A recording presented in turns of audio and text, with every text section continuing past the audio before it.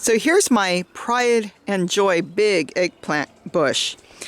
And I did a video on the thorns that they have, but I also had mentioned that I thought they were damaged due to freeze. We had a few nights of freeze, and they were. I'm gonna hope you can see this under here. See this one? I should have brought my cutters with me. Okay, I broke it off. This is freeze damage. See how it's splitting?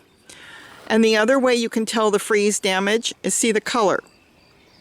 This means the fruit stopped growing. It does have freeze damage. See the little one right next to it?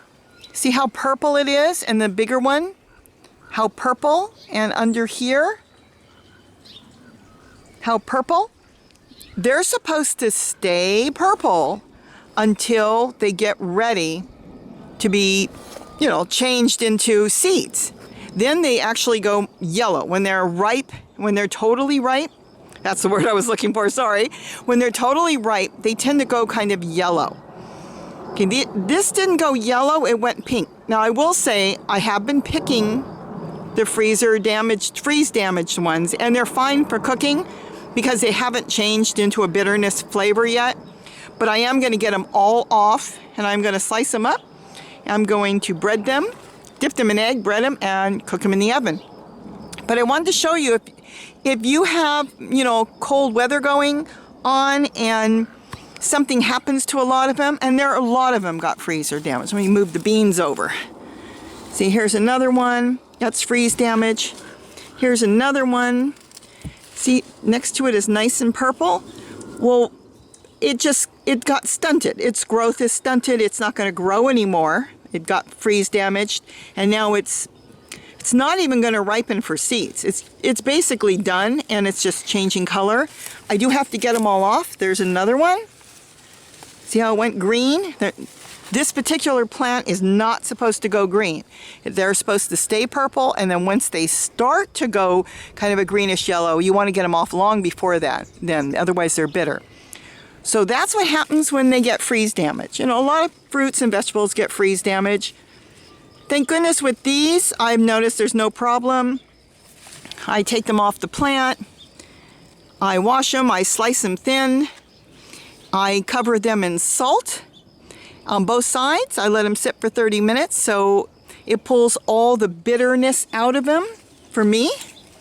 Then I re-wash the sliced eggplant.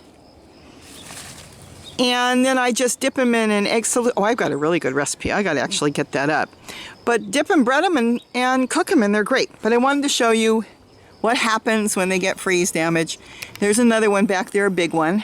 See, you can see it back here. So that's what happens. They just stop growing. And you got to be careful picking them because, see, even this one's got the thorns on the top. Look at the thorns up there. Sometimes the thorns kind of fall off before they ripen, and so you don't notice them. But boy, when they don't drop off and you grab the top, they'll go right through your fingers. So that's what happens with freeze damage. The plant itself weathered the damage, I should say the weather quite well. It got some brown leaves on it, speckles and stuff. Let's let the jet go by. But all in all, it did quite well. This is green beans growing. It's coming up through. But all in all, the plant did really well. It's still flowering a lot. It's got a lot of fruit on it. But yes, a lot of the fruit, the ones that got the freeze damage, they're done growing. So I want to get them all off, get them all cooked, and let the purple ones and the new flowers take over. So here's the harvest of those eggplants. And I picked them all off the one bush because I don't want the bush to try to take care of something that isn't going to grow anymore. See how they're split? A lot of them are split. See that? This one's not, but that's okay. There's really supposed to be purple. The other ones are all purple on there, no matter what size, whether they're tiny or big. Clearly these got damaged during the freeze. It's kind of as if, think about it, if you would take one of these, throw it in the freezer, maybe for a few hours, and take it out, it would kind of stun its growth. And it's just not worth making the plant try to take care of something that's obviously not going to do anything. So I'm gonna, let the other ones grow to their normal size. They're good sized purple ones. Take them off when they're ripe. And with these, they're still good to cook. And I'm gonna slice them up. And I'm not, of course, gonna eat them in one day. They can sit here for a while. But I wanted to let you have a peek at what I had to pick. And there's at least 2 dozen in there, all different sizes.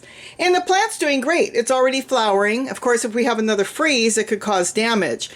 But these were they were purple, and then after the freeze, they kind of lost their color. There's one actually that started to go a little bit yellow. This is what they normally look like when they're going to ripen, but see it split?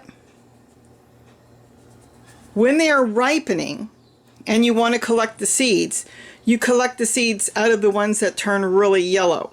Then the seeds are, they're viable. They're ready to plant whenever you want. I couldn't understand in the beginning. I was collecting seeds out of the purple ones and they wouldn't grow. I had one seed grow and I planted like 30, 40 of them. Then I found out they weren't ripe. So one seed somehow made it, but when they're yellow, they're good to go. You could actually take one. I could take this one if I want, provided it doesn't rot because it's split. And I could just let it sit for the next couple months. And then when I'm ready to plant it, just slice it open and dump the seeds in the ground. So I'm not sure. If it has a smell to it, where it kind of smells like nickel, it has that smell, then I might just put this one, to the side. But normally they're not split when you set them aside. So that's the eggplant, all picked, and I will cook them. Like I said, I've been cooking them, and so there's no problem with, I bake them in the oven, like a oven fried, and they've been great, but they're just not going to grow. I've been watching them since the freeze. They just change color and they stop growing. So that's it. So now I'm going to cook these up.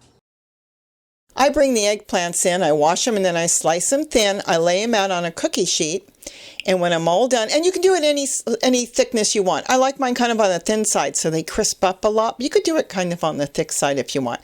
But lay it out on a cookie sheet and then sprinkle salt, whatever type of salt you want. I use sea salt on both sides. So sprinkle it, then flip it, and then you're good to go. Don't forget to compost all the ends.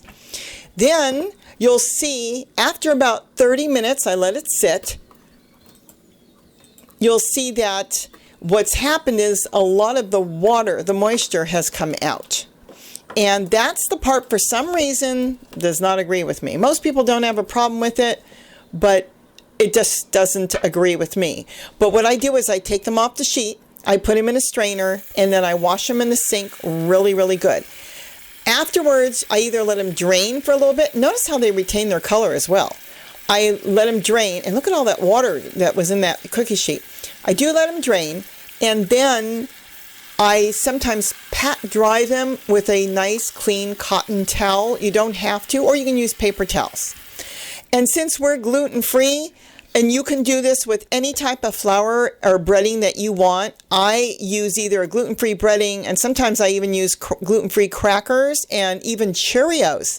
If you like the taste of the cereal, it will work. That's the main thing. I just blend it up in a little chopper, and it's just perfect. And it works great. You do, experiment, try different things.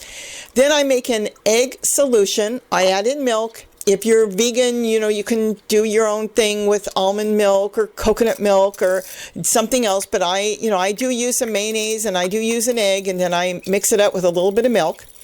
And that is my coating for each eggplant. Then each eggplant is dipped in there, and then it goes into my flour mix. Sometimes I do add a little gluten-free flour in with the crackers, and sometimes I don't. Depends on my mood. It seems like it always comes out. And then I just bread each one, and they go on the pan. And the pan is coated with olive oil. That I will say. Sometimes before I put it in the oven, I'll top them with a little bit of butter. That's really good if you want to use butter. If you don't want to, you don't have to. But just make sure the pan is coated really good with olive oil. I only do it the one time, and that's basically it. Then once all of them are breaded and they're on the pan, they go into an oven between 350 and 375. It will depend on your oven. And there it stays in the oven for about 15 minutes, and then you take it out. It's very simple, and you flip it. Use a good spatula. Sometimes I use one and it's not that good. I have one that I can grab it and flip it. But you put it in the oven and you just wait about 15 minutes, take it out.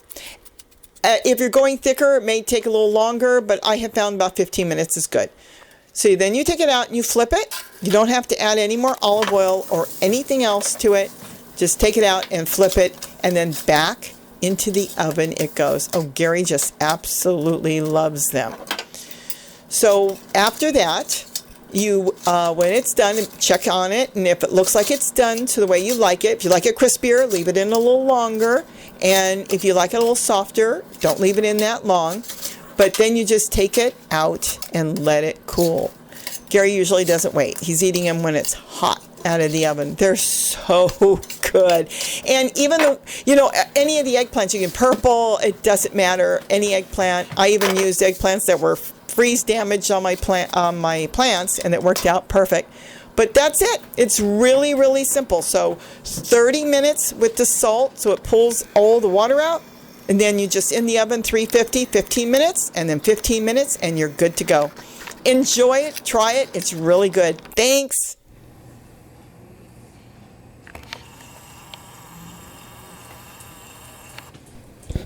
Don't forget to eat what you grow. Bye-bye.